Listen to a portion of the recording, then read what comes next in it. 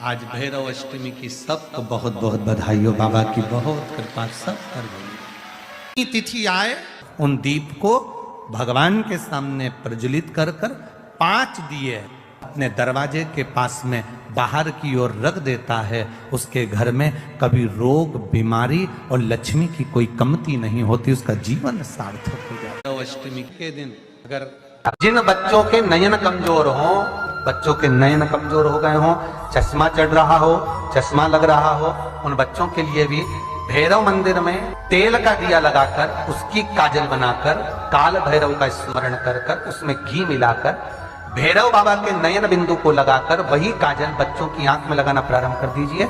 नेत्र की रोशनी अपने आप बढ़ना प्रारंभ। काल भैरव का स्मरण, पर डॉक्टर को जांच जरूर कराना हो, कहीं सियोर वाला हमारा झूठ तो नहीं बोल। काल भैरव भगवान का नाम उच्चारण करना, कैसा भी चर्म रोग हो, कैसी भी बीमारी शरीर की चमड़ी से जुड़ी हुई अगर हो गई है, काल भैरव भगवान का स्मरण फल देता। भैरव भगवान का नाम लेकर जल समर्पित कर कर, माँ भैरवी का स्मरण कर कर जल की धार का स्मरण।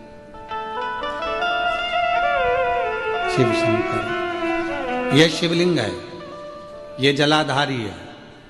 जब जल चढ़ाएं दक्षिण में खड़े होंगे, जहां पानी बहता है वो उत्तर में जाता है। शिव जी का जो पानी है वो बहकर कहां जाता है? उत्तर में। तो जहां से पानी बहता है उसके ठीक विपरीत में खड़े होकर बैठकर आप शिव जी को यहां जल चढ़ाएं। ओम भैरवाय नमः, शिव भैरव का नाम लेकर जल समर्पित करें। मां भैरवी का नाम लेकर यहीं से जल की धार यहां चढ़े। जो जलाधारी है गोल चौकोर, जो भी जलाधारी आपके पास के मंदिर में, वहां भैरवी का, मां भैरवी का नाम लेकर, पहले बाबा का भैरव शिव का नाम लेकर यहां और मां भैरवी का नाम लेकर यहां जल समर्पित करें। जो जल चढ़ता है उसी जल का प्रोक्षण अपने शरीर पर करें या थोड़ा सा झेल कर लाकर उसको पूरे जहां जहां तकलीफ है पूरे शरीर में लगाना प्रारंभ करें। डॉक्टर की दवाई भी खाते रहें, इलाज भी कराते रहें और साथ में ये बाबा भैरव का नाम भी लेते रहें, आराम लगेगा। तो अलग नहीं है, शंकर का एक रूप काल भैरव के रूप में प्रकट हुआ है। शिव ही भैरव और भैरव ही शिव। मेरे शिव जी ने अपने ही अंगुष्ठ भाग से, स्वयं अंगुष्ठ भाग से काल भैरव को प्रकट किया।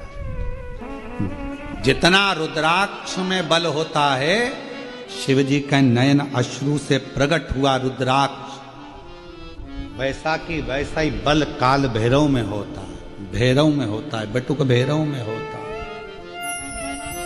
वैसा की वैसा। यदि किसी भी अष्टमी तिथि को 12 महीने में शुक्ल पक्ष कृष्ण पक्ष की अष्टमी तिथि पड़ती है, यदि किसी भी अष्टमी तिथि को अगर किसी ने नियम बनाया 5 अष्टमी का, 8 अष्टमी का, 7 अष्टमी का, एक कनेर का पुष्प शिव जी के शिवलिंग को समर्पित करना, अशोक सुंदरी के स्पर्श करना, और जो जलाधारी होती है, जैसे ये शिवलिंग है, ये जलाधारी है, तो पहले शिवलिंग पर स्पर्श, फिर अशोक सुंदरी का स्पर्श, फिर जलाधारी पर कनेर का पुष्प शिव जी की ओर मुख कर कर, अर्थात जैसे मानो ये कनेर का पुष्प है, तो ऐसा शिवलिंग का स्पर्श करते हुए जलाधारी पर जो समर्पित करता है, भगवान शंकर उसके मन की कामना को पूर्ण जरूर करते हैं। एक कनेर का पुष्प। ब्रह्मा जी का सिर कट गया था, काल भैरव को भगवान शंकर ने प्रकट कर दिया था और काल भैरव ने जाकर ब्रह्मा जी को अपने हाथ की उंगली का नख तोड़कर उनका शीश काट दिया। काल भैरव, जब काल भैरव ने शीश काट दिया, शीश कट गया, भैरव काल भैरव का आदर सम्मान सत्कार सभी देवताओं ने किया। भैरव क्षेत्र का देवता होता है। भैरव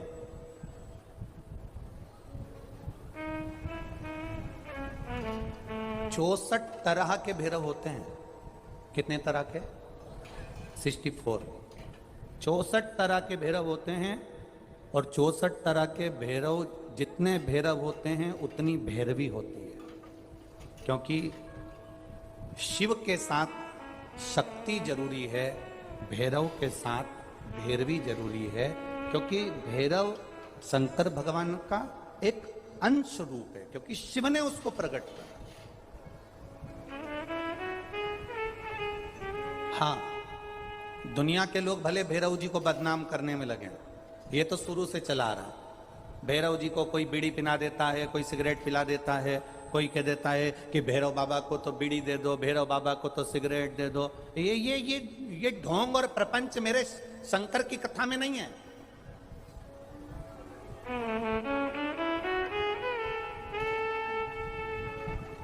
शिव का एक अंश है भैरव। काल भैरव जो प्रकट हुआ वो शंकर भगवान का एक अंश है।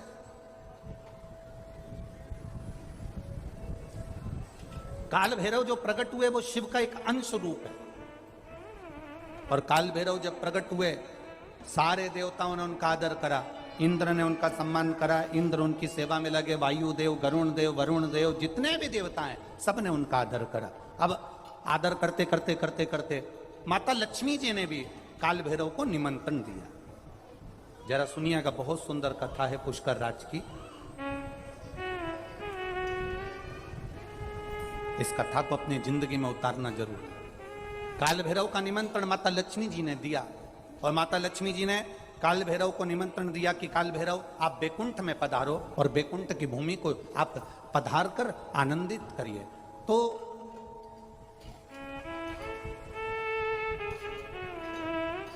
काल भैरव का काम क्या है? काल भैरव का कार्य क्या है? ये यहाँ राजस्थान की भूमि पर तो वैसे भी भैरू जी के मंदिर बहुत है। बोलो सही है कि गलत है? और पूरी दुनिया में जितनी भी, पूरी भारत की भूमि पर दुनिया के लोग कहीं पर भी लें, कहीं पर भी रहें, पर भैरू पूजने के लिए हमारे राजस्थान में आते जरूर हैं। भले वो कभी भी आए, पर राजस्थान में आकर भैरू पूज कर जाते ही। भैरव का काम क्या है? शंकर भगवान ने क्या केवल एक ब्रह्मा जी का सिर काटने के लिए काल भैरव को प्रकट करा? केवल एक कार्य के लिए ब्रह्मा जी ने, भगवान शिव जी ने काल भैरव को प्रकट करा? केवल एक काम के लिए? नहीं। मेरा भोलेनाथ एक कार्य के लिए काल भैरव को कभी प्रकट नहीं कर सकता, क्योंकि मेरे भोलेनाथ ने जब जब जो काम किया है वो संपूर्ण ब्रह्मांड के कल्याण के लिए किया है। इसलिए ब्रह्मा के सिर काटने के लिए, अकेले केवल ब्रह्मा का सिर काटने के लिए भगवान काल भैरव को प्रकट नहीं कर सकते। तब काल भैरव के प्रकट होने का कारण क्या है? भैरव के प्रकट होने का कारण क्या है? भैरू जी के प्रकट होने का कारण क्या है? भैरव प्रकट क्यों हुए हैं? तो शंकर भगवान जब काल भैरव जब नारायण के यहाँ बैकुंठ में गए और भगवान बैकुंठ में जब पहुंचे तो लक्ष्मी जी ने भगवान नारायण से पूछा, प्रभु मेरे मन के संशय को मिटाइए, ये भैरव प्रकट क्यों हुए हैं? केवल ब्रह्मा का सिर काटने के लिए?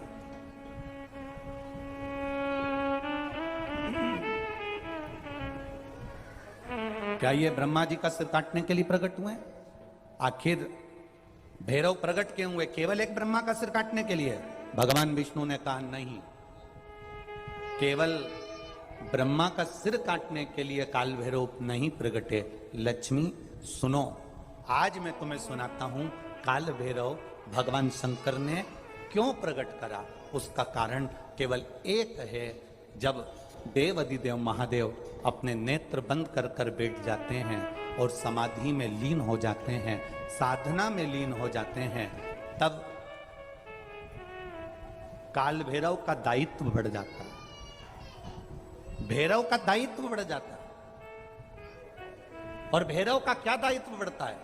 तो सुनो लक्ष्मी, भैरव का दायित्व यह बढ़ जाता है कि जो शंकर के शिवालय में पहुंचता है, जो शंकर के शिवालय में पांव रखता है, जो शंकर के शिवालय में अंदर पहुंचकर शिवालय में अपना चरण रखते रखते रखते रखते देहली से जब अंदर जाता है और शिवालय में शंकर भगवान के शिवलिंग की आराधना करता है, जल चढ़ाता है, शमी पत्र चढ़ाता है, बेल पत्र चढ़ाता है, कमल पुष्प चढ़ाता है, भगवान की श्रृंगार कर कर चंदन अबीर गंध से जो पूजन करता है भगवान की जब वो अंदर प्रवेश करता है तो भैरव का दायित्व ये हो जाता है कि उसके दुख को भैरव उसी समय पर भक्षण कर लेता है और उसको सुख देकर भेज देता है। ये भैरव का।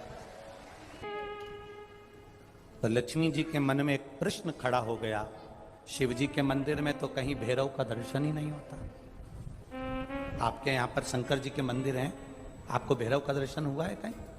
शिव जी के मंदिर में भैरव का दर्शन होता ही नहीं है।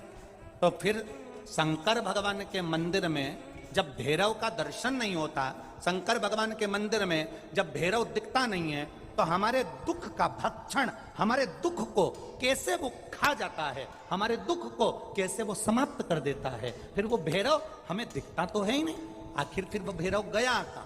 वो भैरव किस जगह पर है? भगवान नारायण ने लक्ष्मी से कहा, सुनो लक्ष्मी, भगवान शंकर के दरवाजे के दो द्वारपाल हैं, मणिभद्र वीरभद्र। दरवाजे के, भगवान शंकर के दरवाजे के दो द्वारपाल हैं। और सुनो लक्ष्मी, वो दो द्वारपाल भगवान शंकर के दरवाजे के हैं। भैरव को शंकर भगवान ने अपनी ऊपर की चौखट का मध्य भाग काल भैरव को दिया है। जिस समय भक्त भगवान को एक लोटा जल चढ़ाने के लिए मंदिर में गर्भगृह में प्रवेश करता है, जिस समय एक लोटा जल चढ़ाने के लिए भक्त शंकर का, ओघड़ी का भक्त जब मंदिर के अंदर शिवालय में प्रवेश करता है, तो वो चौखट की जो छाया होती है वो भक्त के सिर पर पड़ती है। जब वो जल लेकर अंदर प्रवेश करता है, उसके जीवन में जो दुख होता है वो काल भैरव ऊपर की ऊपर खींच लेता है और उसको भक्ष कर जाता है। ये भैरव का तत्व।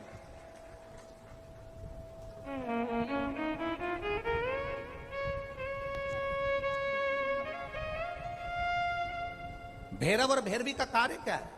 आपको सुख देना। भैरव और भैरवी का कार्य क्या है? आपके भीतर यदि अहंकार आ गया, आपके भीतर यदि अभिमान आ गया, आपके भीतर यदि अभिमत्ता आ गई, आपके भीतर यदि कपट आ गया, आपके भीतर यदि बेईमानी आ गई, आपके भीतर यदि प्रपंच आ गया, आपके भीतर यदि काम, वासना, आसक्ति, तृष्णा, लोभ समाहित हो गया, तो भैरव और भैरवी इसको खींच लेते हैं। ये शरीर के अंदर एक तरंग के रूप में प्रवेश कर खींच लेते हैं भैरव और भैरवी। कि जैसे अष्टमी तिथि या नौमी तिथि किसी भी महीने की, चाहे शुक्ल पक्ष की हो चाहे कृष्ण पक्ष की हो, अष्टमी और नौमी तिथि ये दो तिथियां ऐसी हैं, मान लो तुम्हारा पैसा तुमने किसी को दिया, 5 लाख, 4 लाख, 3 लाख, 10 लाख, 8 लाख, 2 लाख, 50,000, 25,000, 20,000, 40,000, और वो पैसा नहीं दे रहा, आप हार गए कह के कर, फोन लगा कर, भैया दे दे रे, परेशानी है, दे दे रे भैया, हम तो परेशान हो गए, और हार गए, नहीं मिल रहा, बहुत परेशान। तो महाराज किसी भी अष्टमी या नौमी तिथि के दिन आप मां जगतजननी जगदम्बा का शिव के साथ में, शिव शक्ति का स्मरण कर कर देवी के नाम की 9 आहुतियां, सूखे बीले की, मतलब बीला जो सूख चुका है, फल जो सूख चुका है, उसकी 9 आहुतियां अग्नि में शंकर और सती के नाम से, शंकर और शिव के नाम से समर्पित करें। और आखिरी आहुति जो समर्पित करें उसमें थोड़ा सा भाग तिल का, और तिल भी काली नहीं चढ़ती उसमें, श्वेत तिल का भाग उसके साथ लगाकर समर्पित करें, और जिससे धन लेना है उसका नाम लेकर वो समर्पित करें महाराज, उसको सुध आएगी और वो पैसा किसी भी हाल में आपके हाथ में थमाकर जाएगा ही। शादी नहीं हो रही है, बहुत समय से लगन देख रहे हो, शादी नहीं हो रही, बहुत समय से परेशान हो गए कि विवाह ही नहीं हो रहा, हम तो टेंशन में पड़ गए, लड़की 28 साल 30 साल का लड़का हो गया, विवाह नहीं हो रहा, कुछ मत करो। अष्टमी तिथि आए तो अशोक सुंदरी वाली जो जगह है वहां पर हल्दी की 7 बिंदियां लगा दो, लड़का लड़की का हाथ उस बिंदी पर रखवा दो, उसका नाम गोत्र बोलो, उसी हल्दी में उसके हाथ पीला करवा दो और पीपल के पेड़ पर उस हाथ के 5 छापे पड़वा दो। 3 महीने में विवाह पक्का हो जाता है महाराज। उसका इतना, अशोक सुंदरी के उस हल्दी का इतना प्रमाण।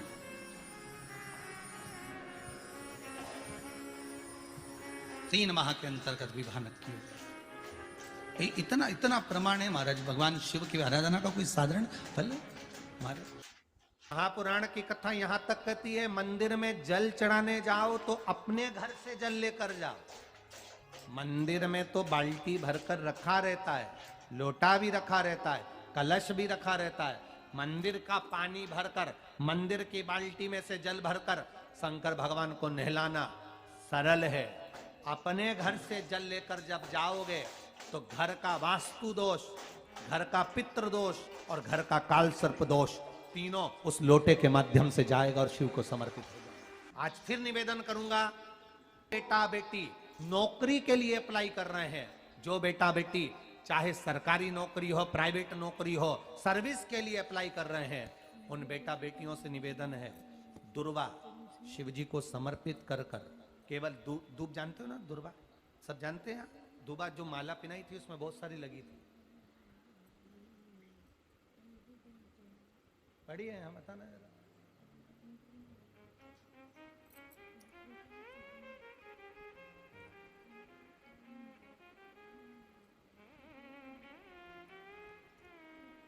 दुर्वा,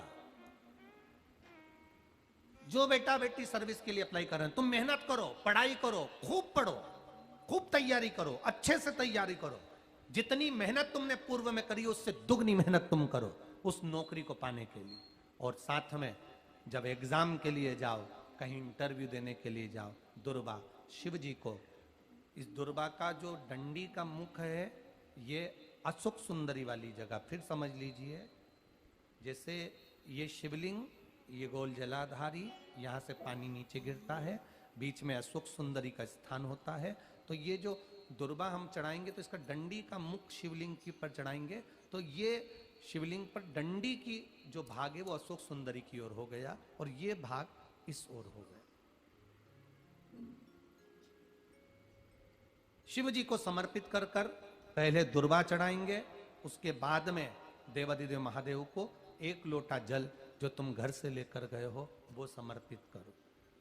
3 महीना लगातार अपनी पढ़ाई की मेहनत करो, अपने इंटरव्यू की मेहनत करो और खूब अच्छा पढ़कर साथ में 1 लोटा जल और दुर्वा शिव जी को भले 10 दुर्वा की जगह केवल 1 दुर्वा चढ़ाओ, चढ़ाकर जल चढ़ाना।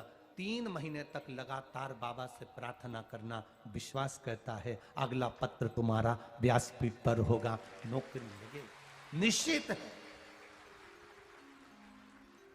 आप करो मेहनत, कर्म करने में पीछे मत हटना, पढ़ने में पीछे मत हटना, विद्याध्ययन करने में पीछे मत हटना, अच्छी एजुकेशन पाने में पीछे मत हटना। पहले मेहनत अपनी करो।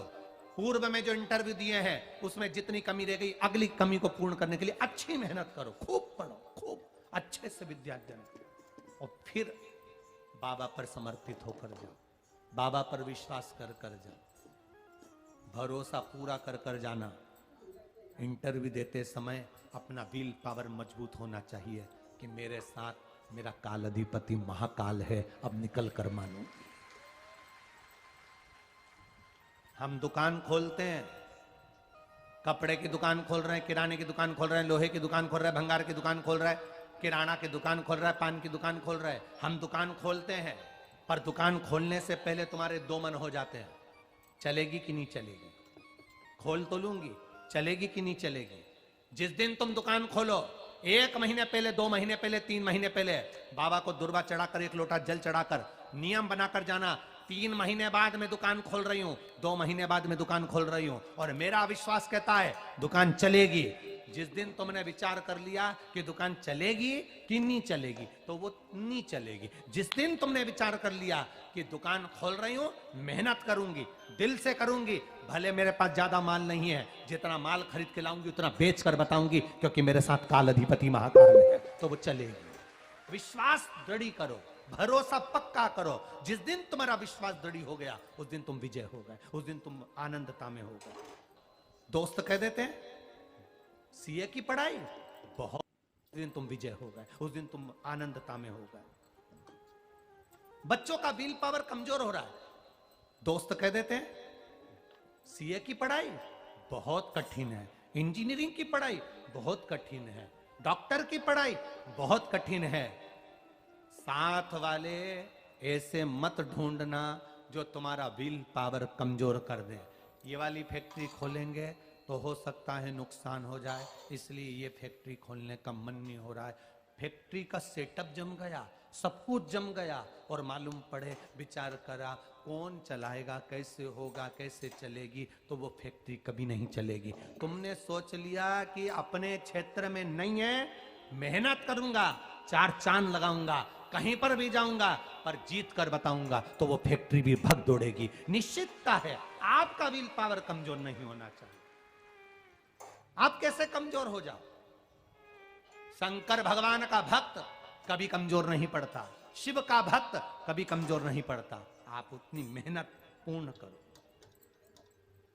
जिसके घर में 20 साल संतान नहीं हुई, जिसके घर में 10 साल संतान नहीं हुई, जिसके घर में 17 साल, 18 साल, 25 साल, 30 साल संतान नहीं हुई, डॉक्टरों ने कह दिया था औलाद नहीं होगी। चाहते तो विल पावर मजबूत हो जाता, कमजोर हो गया, विचार कर लिया संतान नहीं होगी, सब दूर दिखाया संतान नहीं होगी, आखिरी में तुमने विश्वास पक्का कर लिया कि टीवी पर कथा सुनी, शिव पुराण में कहा होगा।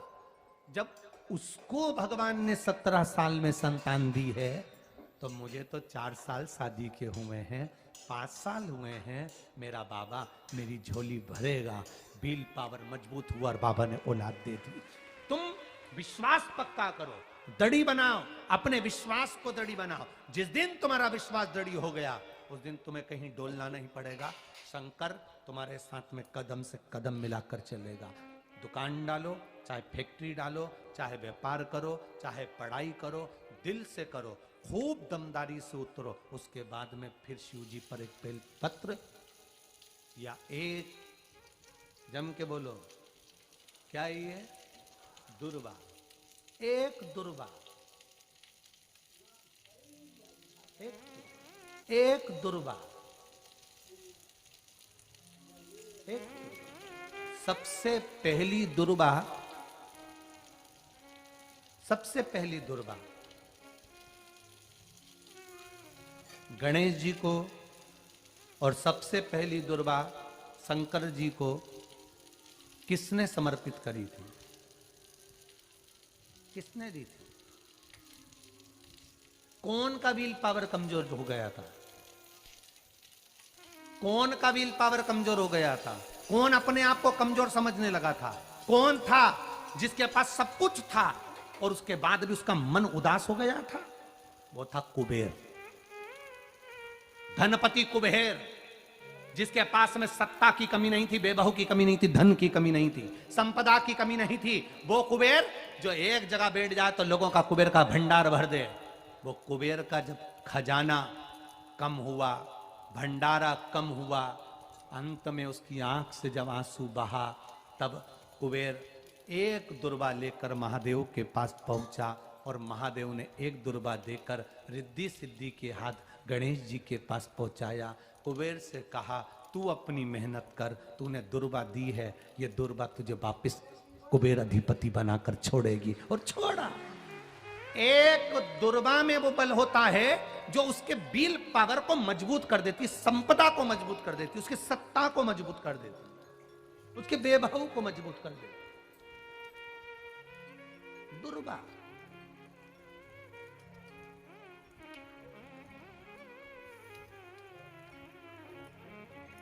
एक दुर्वा सहज नहीं होती महाराज। दुर्वा पीछे देखोगे तो डंडी एक है, देख रहे हो आप लोग? आप लोगों को ना भी दिखे तो अपने घर पर जाकर देखना। पीछे से देखोगे तो दुर्वा की डंडी एक है, आगे से देखोगे तो उसकी किनारियां 4-5 पत्तियां निकली हुई होती हैं, अर्थात एक रास्ता अगर दुर्वा का बंद होता है तो दूसरे रास्ते को दुर्वा खोल देती है, दूसरा बंद होता है तो तीसरे को खोल देती है, तीसरा बंद होता है तो चौथे को खोल देती है, चौथा बंद होता है तो पांचवे को खोल देती है। दुर्वा में वो बल होता है जो महादेव को हम जब अशोक सुंदरी की ओर डंडी का मुख कर कर, पत्तियों का मुख इधर कर कर शिव को समर्पित कर कर, एक लोटा जल जब बाबा को हम समर्पित करते हैं दिल से, 3 महीना लगातार आनंद के साथ, हाँ बीच में रजो धर्म आ जाए तो आप लोग उस समय मंदिर में नहीं जाते, नहीं चढ़ाते, उस समय छोड़ दो, पर अपने भावों से बाबा को समर्पित करो। नवयुवक बेटे बेटियां भी शिव जी पर जल चढ़ाओ, करो शंकर का गुणगान। इस वर्ष देश और विदेश में 10th और 12th का एग्जाम बच्चों ने दिया और सबने महादेव पर विश्वास कर कर दिया। एक लोटा जल और एक बेलपत्री पर शहद लगाकर शंकर का स्मरण कर कर अपनी विद्या के साथ में दिया। और जिसने दिल से 10th 12th का एग्जाम दिया और बाबा पर भरोसा कर कर दिया, खूब मेहनत कर कर दिया, उनका रिजल्ट मेरे बाबा ने अच्छा बनाया और अच्छा दिया। वो बेटा बेटी बड़े खुश हुए, प्रसन्न हुए, आनंद में हुए, आनंद था। आपके बल को मत गिरने दो, आपके विश्वास को मत गिरने दो। विश्वास दृढ़ी रखिए, जितना दृढ़ी हो सकता है उतना रखिए।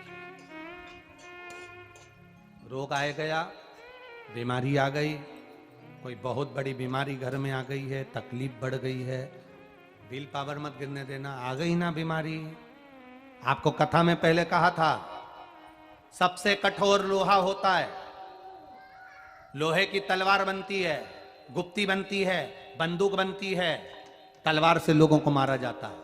सबसे कठोर लोहा, लोहे से ज्यादा कठोर होती है अग्नि, जो लोहे को गला देती है। से कठोर होता है पानी, एक लोटा पानी डाला अग्नि बुझ गई। लोहे से कठोर अग्नि, अग्नि से कठोर पानी, पानी से कठोर होता है मनुष्य, जो लोटा भरकर निगल जाता है। जरा विचार करिएगा, ये मनुष्य अग्नि से, पानी से, लोहे से भी ज्यादा कठोर होता है, जो पानी को पचा जाता है। मनुष्य से ज्यादा कठोर होती है बीमारी, जो अच्छे अच्छे पहलवान सूरमाओं को भी बीमारी निगल जाती है। लोहे से कठोर अग्नि, अग्नि से कठोर पानी, पानी से कठोर मनुष्य, मनुष्य से कठोर होती है बीमारी, जो अच्छे अच्छे पहलवान को निगल जाती है। और बीमारी से भी ज्यादा कठोर होता है मेरा काल अधिपति महाकाल राजा, जो बीमारी को ही निगल जाता है, बीमारी को निकल जाता है। एक बेलपत्र जो शिव जी पे चढ़ी हुई है, उसको लाकर हम जब खाते हैं, ये बेलपत्र नहीं रहती, ये औषधि बन जाती है। इस व्यासपीठ ने लाखों करोड़ों लोगों को देखा है, लाखों की भीड़ में लोग कथा सुनने आते हैं। बेलपत्री के महत्व को जिसने जान लिया वो जान लिया।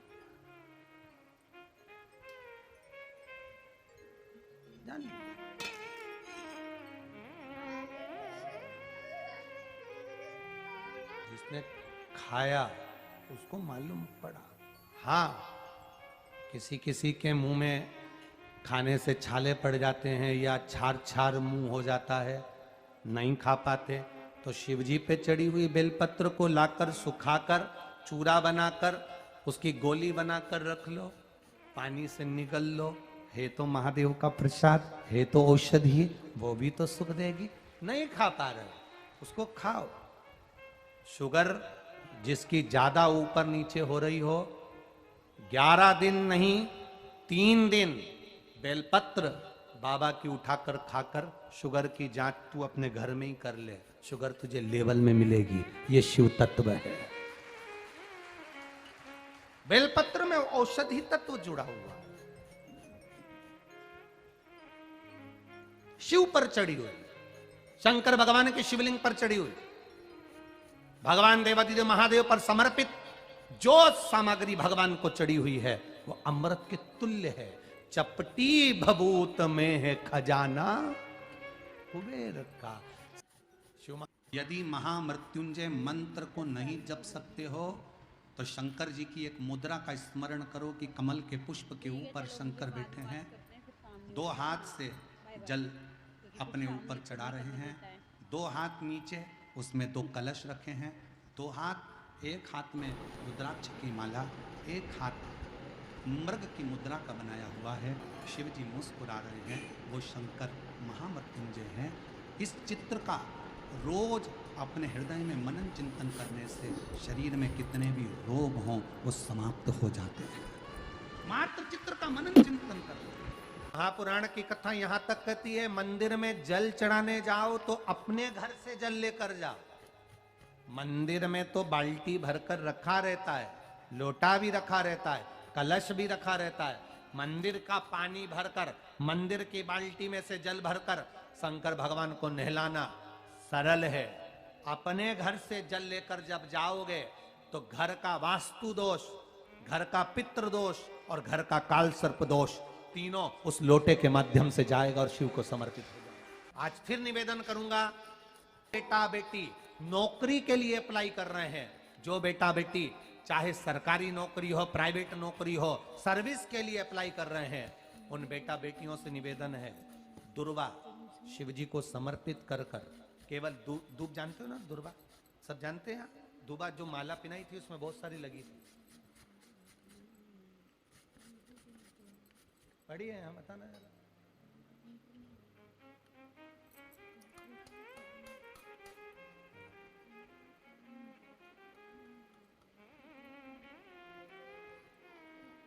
दुर्वा, जो बेटा बेटी सर्विस के लिए अप्लाई कर रहे हैं, तुम मेहनत करो, पढ़ाई करो, खूब पढ़ो, खूब तैयारी करो, अच्छे से तैयारी करो। जितनी मेहनत तुमने पूर्व में करी उससे दुगनी मेहनत तुम करो उस नौकरी को पाने के लिए। और साथ में जब एग्जाम के लिए जाओ